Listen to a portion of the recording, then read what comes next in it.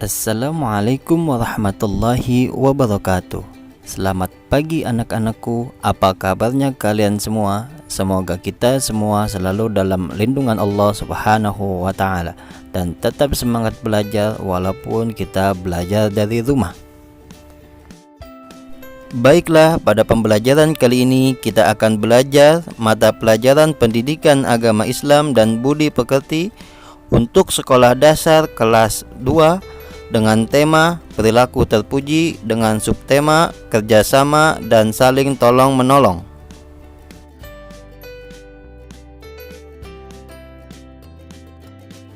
Sebelum kita belajar, marilah kita membaca doa terlebih dahulu. Semoga apa yang kita pelajari hari ini menjadi bermanfaat buat kita semua. Bismillahirrahmanirrahim. Rabbi zidni ilman warzuqni fahman, amin.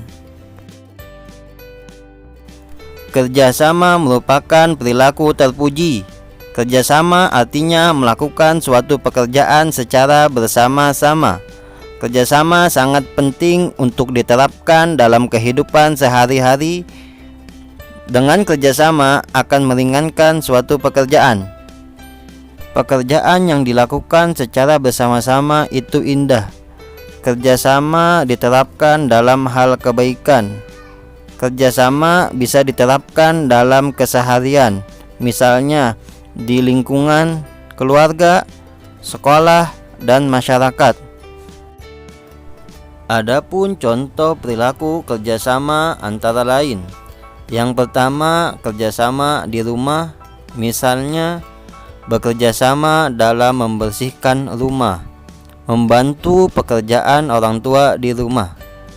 Yang kedua, kerjasama di sekolah, misalnya kerjasama dalam membersihkan kelas, bekerja sama dalam mengerjakan tugas kelompok yang diberikan oleh guru. Dan contoh yang ketiga, kerjasama di lingkungan, misalnya bekerja sama dalam membersihkan saluran air, atau bekerja sama dalam hal kerja bakti dan lain-lain. Saat bekerja sama ada pembagian tugas. Setiap orang melaksanakan tugasnya dengan baik. Setiap orang bertanggung jawab terhadap tugasnya. Dengan demikian, tugas akan cepat selesai. Kerjasama memiliki banyak manfaat, di antaranya yang pertama, dengan kerjasama dapat meringankan pekerjaan yang berat. Yang kedua, dengan kerjasama pekerjaan yang sulit akan terasa mudah. Dan yang ketiga, dengan kerjasama akan menciptakan hidup yang rukun. Tolong menolong merupakan perilaku terpuji. Tolong menolong perlu dibiasakan dalam kehidupan sehari-hari. Tolong menolong berarti membantu meringankan beban orang lain. Meminta tolong berarti meminta bantuan untuk meringankan beban. Tolong menolong hanya boleh dalam hal kebaikan. Tolong menolong tidak boleh dilakukan dalam hal kejahatan. Jika kita melihat orang lain dalam kesulitan atau kesusahan, kita harus menolongnya. Jika ada orang yang meminta tolong, kita juga harus menolongnya. Memberikan bantuan dan pertolongan adalah perbuatan yang sangat mulia. Kita harus bersikap tolong-menolong dalam kebaikan dan takwa. Setiap orang memerlukan pertolongan dan bantuan. Adapun contoh penerapan tolong-menolong, misalnya menolong menyeberangi orang tua di jalan, menolong teman yang jatuh, menolong orang yang dalam kesulitan atau tidak mampu, dan masih banyak contoh lainnya.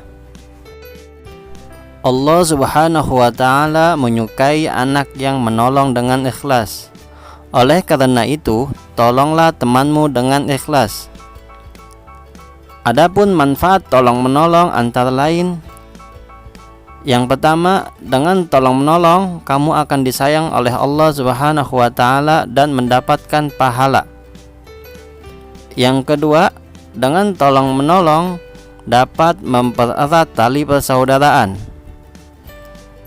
Silaturahmi semakin erat dengan tolong menolong. Dan yang ketiga, dengan tolong menolong akan disenangi banyak orang. Baiklah anak-anakku, kegiatan kalian adalah silahkan jawab pertanyaan berikut ini. Demikian untuk pembelajaran kali ini, semoga bermanfaat buat kita semua. Sampai jumpa di materi selanjutnya. Tetap semangat belajar dan tetap selalu jaga kesehatan. Wassalamualaikum warahmatullahi wabarakatuh.